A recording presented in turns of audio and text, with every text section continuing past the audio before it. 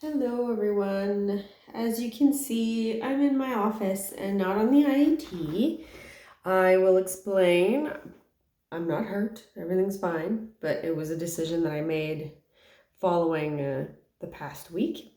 So, last week, Tom and I were in Baxter in Maine. For those of you who like trekking, Baxter State Park is a phenomenal place to go.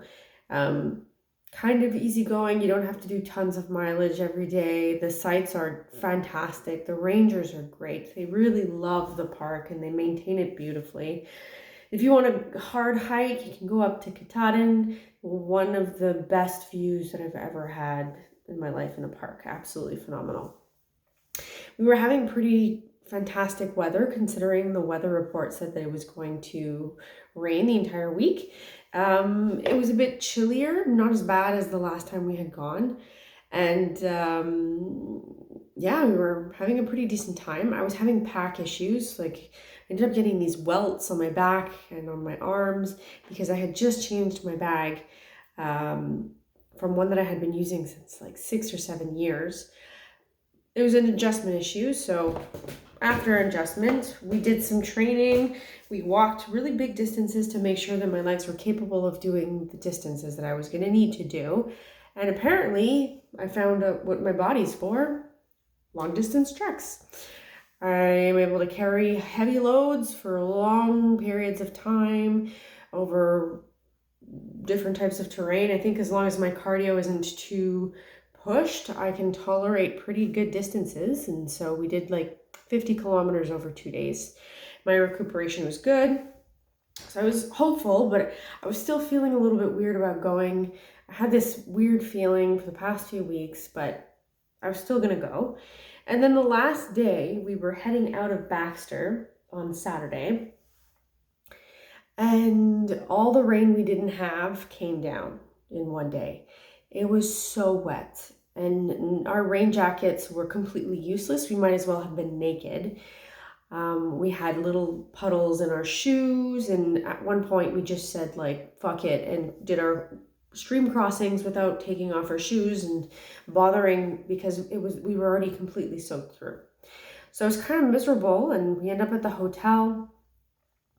And I'm really not feeling it. I'm really stressed out about going. I have this bad feeling, but ultimately, after talking to my mom and my stepdad and to Tom and stuff like that, I decided to try to pack as if I was going to get dropped off in the morning. And in the morning, we go and we get to the start, and it's pouring again. It's still raining. And again, I have a weird feeling about it.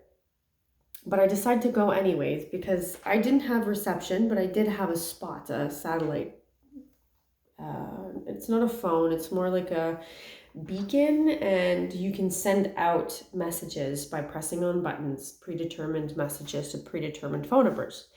And so Tom and I had already been in accordance with, like, there's like the help button, but the non-SOS help button. So if I press it, Tom knows that he has to come and pick me up. And we had a way of communicating to each other how and where I was going to be by sending out locations manually. So right before going, I tell him, just check your phone when you cross the border, just in case I decide to turn around early.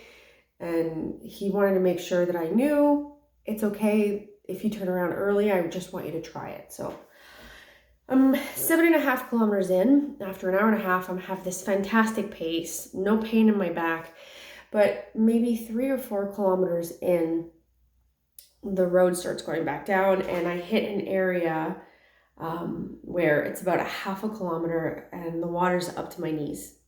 So I'm already wet from the rain, and now I have water up to my knees. And at that point, I'm kind of pissed off, kind of saying, like, why am I doing this right now? Like, if it was nice weather, it would have been easier to convince myself to get through those first difficult bits when you're like kind of leaving, your husband there, not going to see you in 2 months.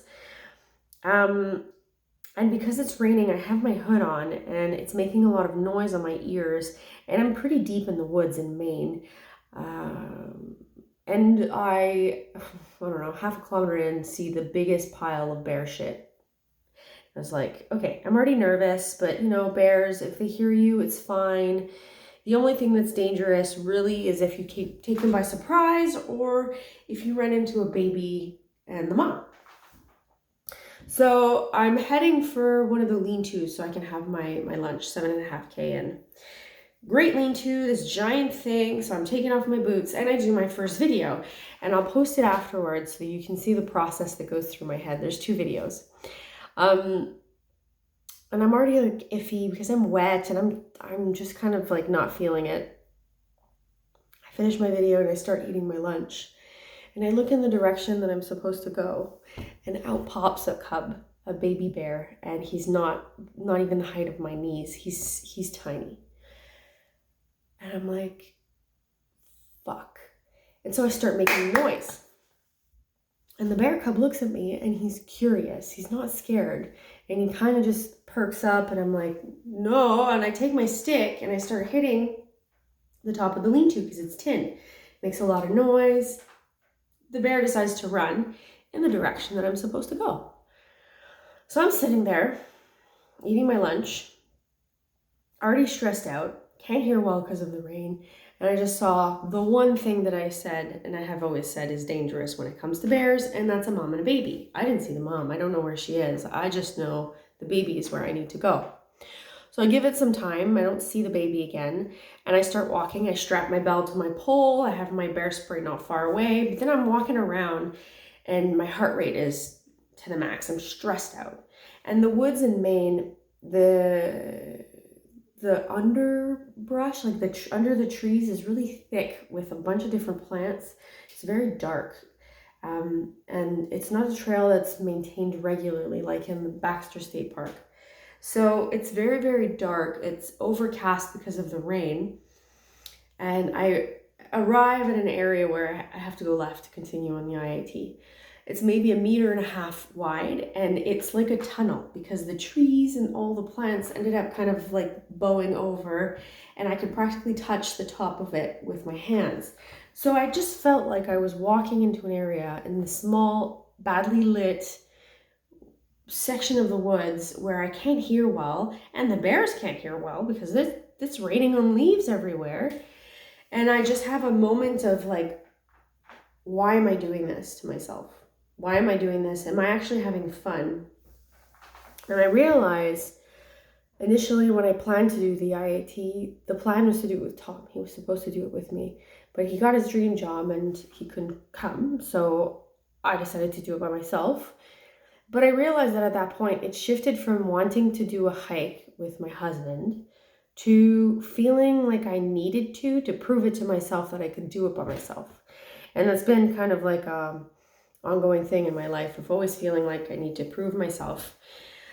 And that's where I realized, I said, fuck it, I'm not having fun, and I'm going to walk in there, and I still have another, if I was maybe 9 kilometers in, it was an 18.5-kilometer day. I didn't want to spend the rest of the day freaking out trying to find the mom and the baby and then sleeping in a lean-to. So I called Tom and he did a round trip, and I ended up coming home. And honestly, it was a good decision because in really like a short period of time, I was able to make a pretty pertinent introspection and realize something about myself that I think I'm going to be able to apply in decisions in the rest of my life. That doesn't mean that I'm not going to do part of the I-80 though. I think what scared me was being dropped off an hour and a half down like this really dusty road without reception, without access to my phone. Even if there was reception, I had no roaming on my phone. I wasn't able to reach anybody, and the only way to contact somebody was through the button on my Gen 4, which I don't know if they receive it. So my plan is to just do the Quebec portion of the I-80 starting beginning of July. Everything's booked. We'll see how it goes. Again, I reserve the right to cancel if I want to. I reserve the right to stop if I want to, if I'm not comfortable, if I'm not having fun, because it's important to be happy in what you do and not do things like this out of obligation, but more out of your enjoyment, something that you truly want to do. So that's my process.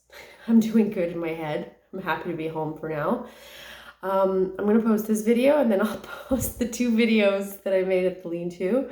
Prepare to laugh for the second one, because you truly see the moment where, like my fuck moment. it's really nice. So have fun watching that, and I'll keep you guys posted on the Quebec portion, and hopefully I'll put some videos up for that if you guys are interested. Later.